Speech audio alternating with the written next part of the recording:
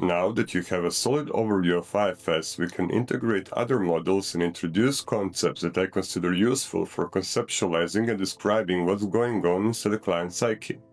Without a clear understanding of client's defensive parts, it's almost impossible to make progress because those parts will always stand in the way. Conceptualizing a client's personality can feel daunting. With so many theories and approaches, it's easy to lose track once the client is actually in front of you. You can get lost in trying to understand their experience and its origins. That's why I try to keep things simple, without watering them down. I focus on describing exactly what's happening for the client, nothing added, nothing taken away. But even the most accurate description is pointless if it isn't useful to the client. From our perspective, it may seem valuable, but if the client can't connect it to their everyday experience, it won't mean much to them. And whatever theory you offer, they'll likely forget it unless it's both practically useful and easily accessible. I call this a multimodal approach to personality. Examining different modalities, extracting their commonalities, identifying objective principles, and testing them in practice. If they prove useful, they become part of the model I work with. The aim here is practicality, not theoretical accuracy. Now that we have all the necessary ingredients, I'd like to introduce the model of the psyche's architecture. To help visualize it, we'll use the house analogy. I sometimes share it with clients as well. It's a quick way to explain how the psyche is structured, and clients usually grasp it intuitively right from the start. The image of the psyche as a house is not new. Jung, Freud, Winnicott, and others all use this metaphor to describe the structure of the mind. Of course, this analogy is a simplification. A fully accurate, theoretically precise description of the psyche's development would take far more time, and that's not our aim here. Our goal is to create a practical, usable way to represent the parts of the psyche clearly and intuitively. Just as in IFS and schema therapy, I've borrowed the idea of two clusters, protective and wounded. The protective parts are above ground, while the wounded parts are buried underground. In this model, there are 3 floors above ground and 3 below. We'll start with the protectors. This separation into layers is, of course, somewhat arbitrary and artificial. Still, there's a clear qualitative difference between them. They're not literally stacked on top of each other, and it's not unusual to encounter all of them in a single session. Typically, you'll meet 3 key protectors, though in practice there may be many more. The possibilities are virtually endless, because the psyche, with its incredible creativity, can generate countless ways to protect itself and adapt to the world. Clients often identify with these protective layers, sometimes blending into them so completely that they build entire identities around them. These parts can feel like the very foundation of their sense of self. Layer 1. Foundational protective parts. We'll start with the first layer. Just as a house is built into the ground on which it stands, representing our innate foundation, our first floor, our first layer, is formed during the first few years of life, and sometimes beyond. This layer reminds me of the good or bad object in object relations theory, like the cornerstone of a building, forming the base for everything that follows. Often it includes a part that took on the shape of the primary caregiver, the person with whom the individual spent the most time, or who had the greatest influence. But it doesn't have to be just one person. It can also be a blend of different people. Sometimes clients recognize these parts right away. Other times they appear vague, like a fog, a steady background noise, or a heavy black cloud. With closer attention, they begin to take clearer shape: mother's control, father's sternness, grandmother's anger, grandfather's indifference, or some other variation of the emotional atmosphere the client grew up in. It's important to note, these aren't simply controlling parts or critical parts. They are parts that enact the presence of a mother, father, or caregiver, as if those figures are still there. Clients rarely like them. They can feel omnipresent, and clients may avoid them entirely, fearing that engaging with them could lead to collapse. If we ask these parts to unblend, they may become angry, hurt, or wounded, generating what feels like an endless stream of demands and warnings.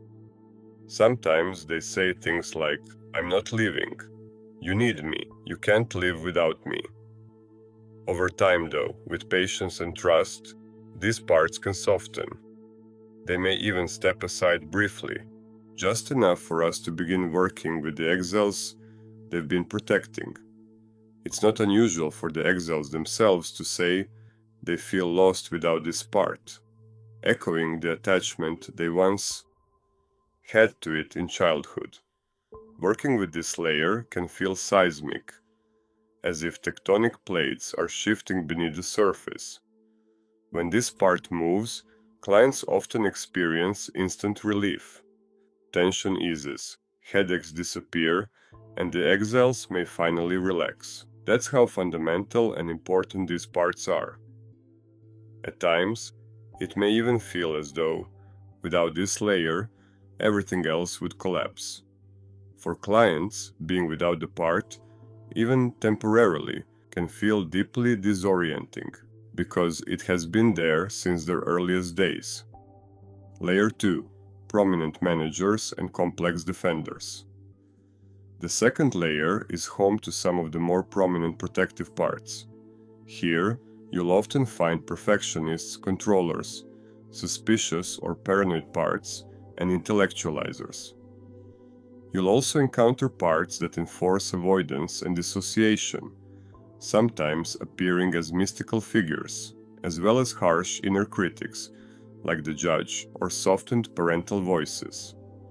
This layer may also include task enforcers who keep endless to-do lists, caregivers who feel responsible for everyone else, phoning parts that surrender to others, and what I sometimes call professional victims, parts that seek pity in indirect ways.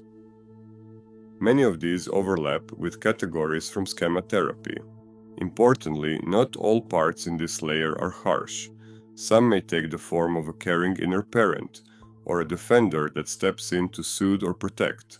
But even these can be self-like parts, what IFS calls managers, or pseudo-selves, and what others might label as a false self.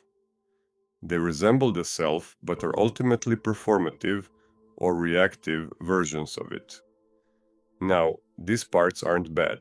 We need them to navigate the world. We rely on them daily. The problem arises when we over-identify with them, letting them run unchecked in their constant pursuit of goals. For example, a perfectionist part may push so hard that it eventually drives the client into burnout, emptiness, or emotional numbness. Even after meeting its goals, the cycle simply repeats: achieve, seek approval, stay busy, anything to avoid feeling worthless. Some of these parts can be especially tricky to work with. Take the deceiver, for instance. A part that throws up confusion, distracts the therapist, and cycles through different roles to keep us off balance. These parts might be angry at the world or at us, but with patience, they typically step aside, at least for a while. I often view this second layer as a direct response to the first. If a part in the first layer is angry or threatening, the psyche may construct a perfectionist or controlling part in the second layer that runs in overdrive to appease it. When that fails, the original first layer part often lashes out again, sometimes targeting both the client and their exiles. Layer 3. Frontline parts. The third layer is composed of simpler parts, usually easy to identify and often easier to unblend from. While they rarely resist stepping aside, that can happen in certain cases. These parts are often reactive and tend to serve as the first line of defense against the outside world. Let's look at a few examples. One client, who had experienced violations of autonomy, had a part he called the rebel. This part stayed above everything, keeping him out of his body and fully detached. It just wanted to flip everyone off, like a shallow version of a teenager.